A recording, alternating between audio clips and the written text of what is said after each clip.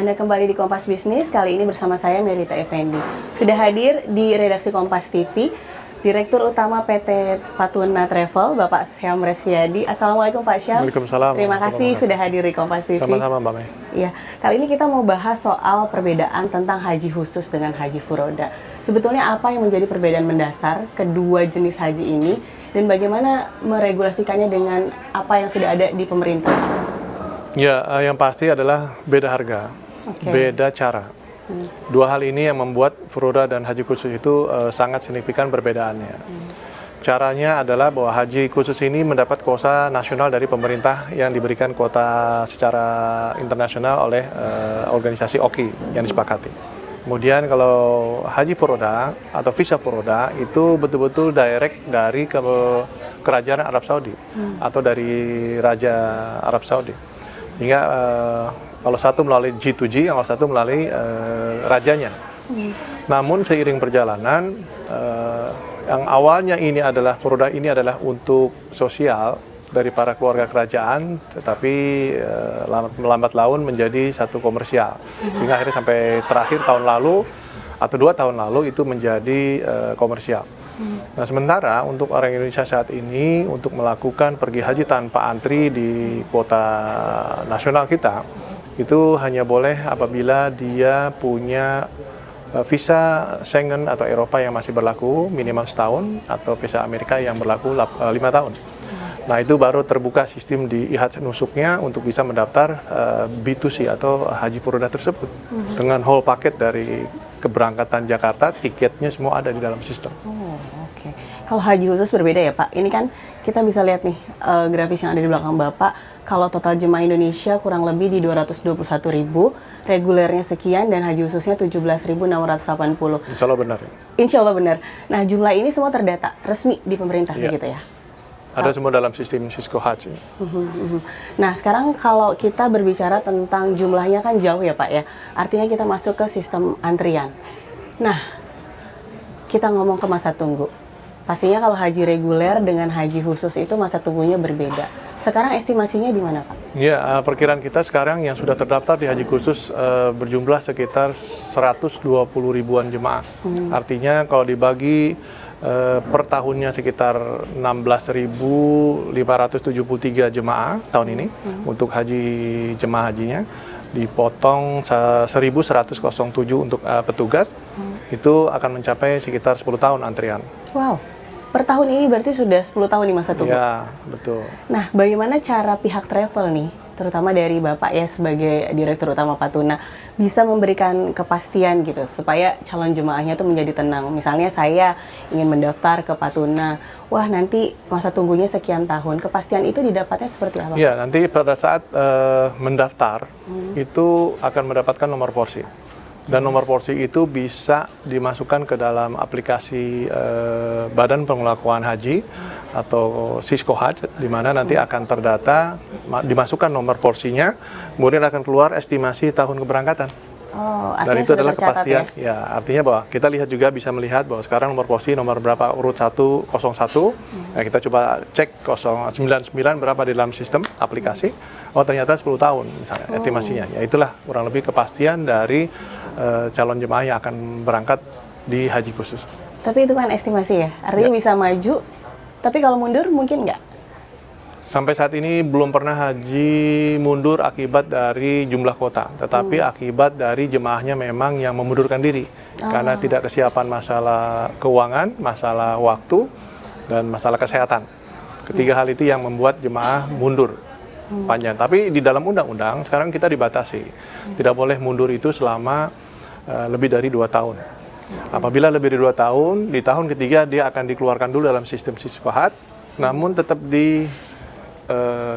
diberikan kesempatan mau ikut atau tidak di tahun berjalan sampai tahun kelima. Apabila tahun kelima tidak ada kepastian, dia akan dikeluarkan dari sistem Cisco Haji secara total. Dikeluarkan artinya kalau dia mau mendaftar lagi, mengulang lagi dari awal. Betul. Wow, luar biasa. Kalau kita lihat masa tunggu, bahkan kalau untuk haji khusus saja sudah mencapai 10 tahun, tadi Bapak bilang, ada istilah mempercepat waktu nih, janji cepat berangkat. Bagaimana Patuna melihat hal ini? tidak ada kepastian untuk percepatan pemberangkatan. Itu tergantung dari kondisi ekonomi dan sistem antrian kuota itu di tahun berjalan.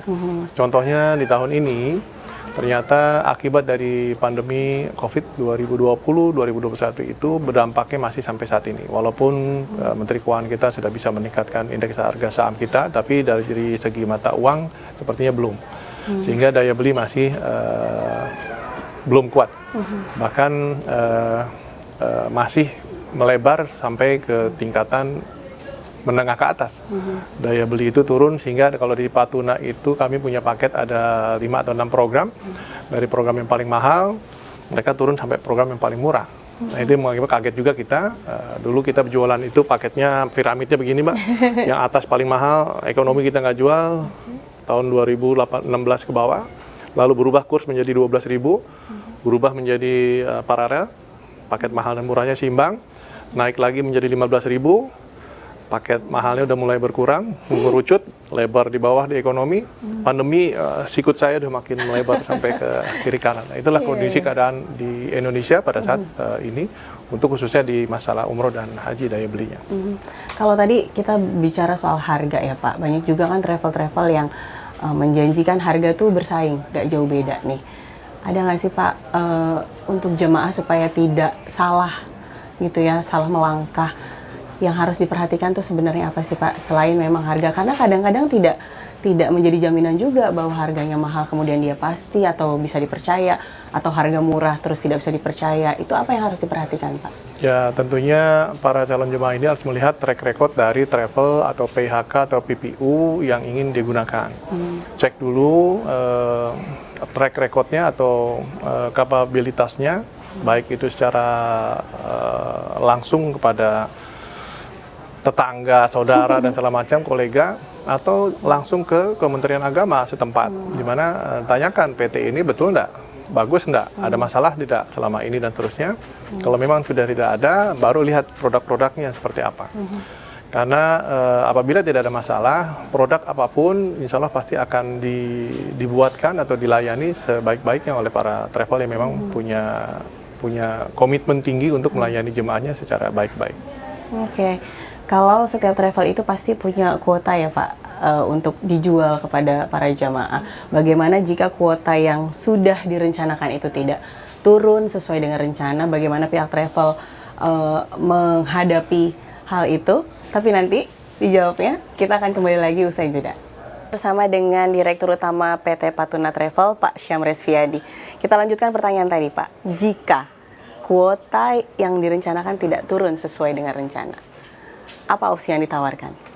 Ya, pada dasarnya kuota itu saat ini bukan hak travel atau hak PIHK. Itu betul-betul dilepas ke pasar. Artinya siapa masyarakat calon mau pergi haji percaya sama sebuah travel, semakin banyak kepercayaan, semakin banyak mendaftar kepada sebuah travel, dia akan semakin banyak jumlah kuota yang akan diberangkatkan. Bukan karena dijatah 1.000 per travel, 500 per travel, 100 per travel. Itu pernah terjadi di tahun 2027 ke bawah. Di mana memang kita masih berebut kuota yang disiapkan untuk haji khusus, itu direbutkan oleh sekian banyak travel. Siapa duluan masuk dalam sistem entry Siskohat, dialah yang terbanyak. Nah, tetapi sekarang sudah tidak, karena antrian seperti Kementerian Haji reguler, sehingga bukan lagi dibatasi, tapi siapa yang dapat kepercayaan lebih banyak dari masyarakat. Kita masuk ke kepercayaan. Artinya setiap travel pastikan memberikan fasilitas, kemudian janji akomodasi, transportasi, dan berbagai kemudahan gitu ya kepada para jemaah. Di Patuna, soal fasilitas, soal akomodasi, transportasi, ada penetapan khusus nggak Pak? Ya, terus terang saya secara pribadi sejak ayah saya mempercayai saya adalah orang yang membuat produk di Patuna Travel ini. Sehingga setiap produk yang akan kita buat itu saya harus rasakan feel-nya seperti apa, atmosfernya seperti apa, baik itu di pesawat, hotel, bis, tenda, dan segala macam yang akan menjadi fasilitas yang akan diberikan kepada paket tersebut. Nah, setelah kita rasakan bagaimana, baru kita pisah-pisah. Oh, ini cocoknya paket yang ini cocoknya paket yang ini paket yang paling mahal, menengah, bawah, dan seterusnya. Tapi kami tidak main di kelas bawah banget, karena nggak kuat saya melayaninya dengan segala macam konsekuensi yang harus dilayani. Sehingga akhirnya kami main adalah menengah bawah sampai dengan menengah atas. Kami tidak atas banget juga. Kami main di range yang tengah-tengah. Semuanya memiliki standar masing-masing gitu ya Pak ya, betul. sesuai dengan paket yang ditawarkan. Sekarang kita berbicara soal ada pembimbing ibadah, dan ini juga menyangkut trust atau kepercayaan masyarakat. Nah, sejauh mana Pak Tuna itu menyiapkan para pembimbingnya untuk bisa mengakomodir kebutuhan para jemaah selama di Tanah Suci? Terus terang ini jadi satu kesulitan juga saya secara pribadi untuk menjelaskannya, karena pernah saya kita coba menggunakan seorang tokoh pembimbing ibadah untuk dijadikan ikon Pak Tuna, tapi justru gagal karena ternyata di Pak Tuna memang sebelumnya adalah tidak menonjolkan siapa tokohnya, tapi adalah kepercayaan itu sendiri dengan branding nama Pak Tunanya, dengan services Pak Tuna yang berikan. Sehingga siapapun pembimbing ibadahnya tidak akan mengurangi pelayanan dalam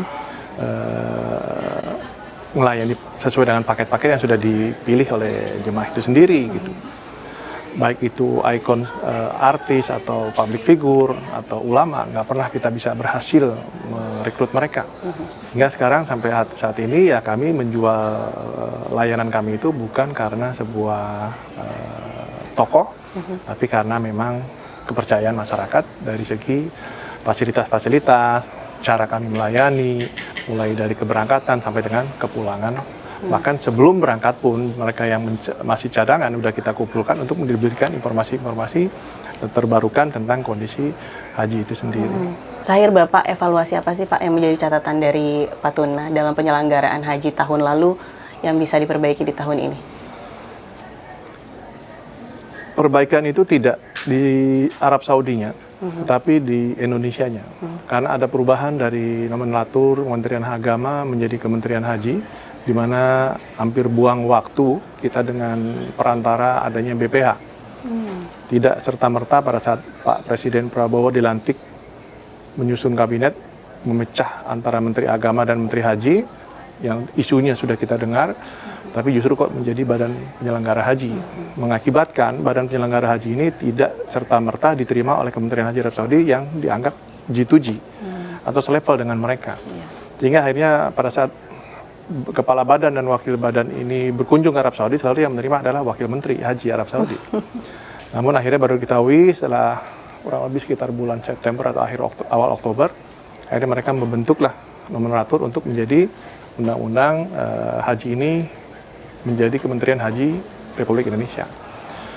Dalam waktu 3 hari yang saya ingat, Komisi 8 bersidang, menyelesaikan sidangnya, lalu ke Panja, lalu ke paripurna. 3 hari kerja selesai. Undang-undang nomor 14 tahun 2025 ini tentang haji.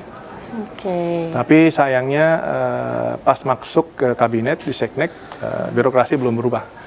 Saya melihat DPR sudah bisa berubah secepat 3 hari kerja untuk menghasilkan satu undang-undang, tapi di pemerintahan belum. Sehingga menunggu sampai 1,5 bulan sebuah kepres yang akhirnya dilanjutkan dengan keputusan peraturan Menteri Haji, lalu kemudian keputusan Menteri Haji di pertengahan November, yang akhirnya bisa melantik pejabat-pejabat di eselon 1 sampai eselon 4 di Kementerian Haji, yang awalnya belum ada petugasnya, masih merangkap menjadi seorang pegawai badan penyelenggara haji. Nah, dari situlah baru proses pekerjaan baik haji reguler maupun haji khusus berjalan, sehingga waktunya sudah kita anggap waktu terlalu mepet dengan timeline yang ada di Kementerian Haji Arab Saudi. Bahkan kita sudah melewati satu timeline, yaitu pendaftaran tiket penerbangan tanggal 4 Desember yang lalu.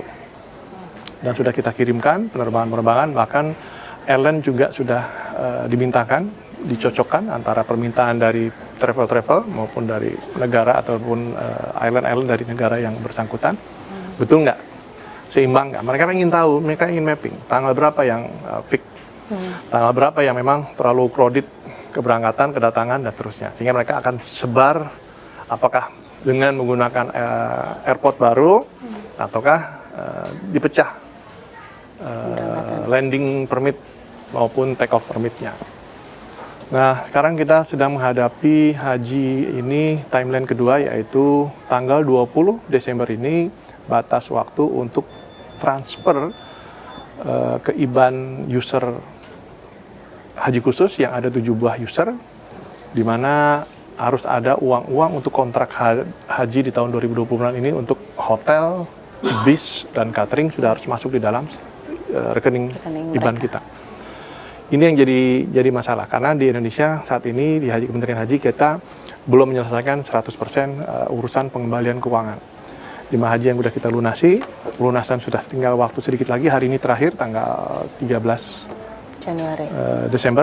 Januari, di mana ini ada tambahan 1 hari menurut Pak Ibu Direktur tadi malam, sehingga apakah sekarang dimanfaatkan, karena sebenarnya dari melihat dari kuota tadi urutannya yang dibatasi antara 17.680 itu dipotong 1.107 petugas, udah melebihi yang mendaftar dari batas kuota jemaah.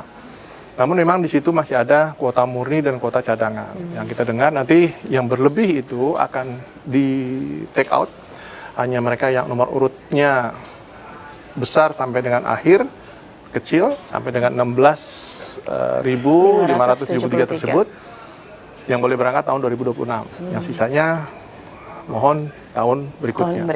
Uang yang sudah dilunasi boleh dikembalikan atau disimpan di BPKH, nanti akan insya Allah dapat nilai optimalisasi sampai keberangkatan. Namun yang cadangan ini kami belum bisa dapat kepastian sampai hari ini, sehingga kami belum berani meminta uang pengembalian dari BPKH melalui Kementerian Haji melalui sistem Siskopatu, karena sistemnya sendiri belum terbuka, masih kuota murni yang boleh di PK-kan, yang cadangan belum, karena belum clear nomor urutnya secara urut. Itu aturan yang ada di Kementerian Haji Indonesia saat ini, sehingga agak complicated ini untuk sampai selesai keberangkatan timeline kami di tanggal 20 Januari yang akan datang. Artinya banyak ya yang harus dibenahi nih, mudah-mudahan sesuai dengan timeline ya Pak. Banyak sih enggak, sedikit, cuman karena sekarang kita digitalisasi, penggunaan aplikasi digitalnya ini belum diuji coba, tapi langsung dipraktekkan. Dan ini masih harus terintegrasi dengan departemen-departemen lain aplikasinya yang memang sepertinya ya belum matching gitu ya, belum terintegrasi dengan cara 100%, diperbaiki sistemnya. Nah, mudah-mudahan insya Allah tahun ini kita berkorban, masih tetap insya Allah masih boleh dan masih bisa kita memberangkatkan jemaah haji ke Arab Saudi untuk tahun haji 2026. Insya Allah. Namun insya Allah di tahun haji 2027 atau 1448 Hijrah akan lebih mulus, dan semoga Kementerian Haji membuka semua pendaftaran mulai dari selesai haji, bukan lagi nunggu timelinenya Kementerian Haji Arab Saudi. Tapi kita harus berinisiatif selesai haji, mulai dengan peraturan dan mulai pendaftaran baru atau pelunasan baru. Baik, terima kasih Pak Syamri Riyadi sudah bergabung di Kompas TV. Semoga semua permasalahannya bisa terselesaikan dengan baik. Terima kasih Bapak. Terima kasih.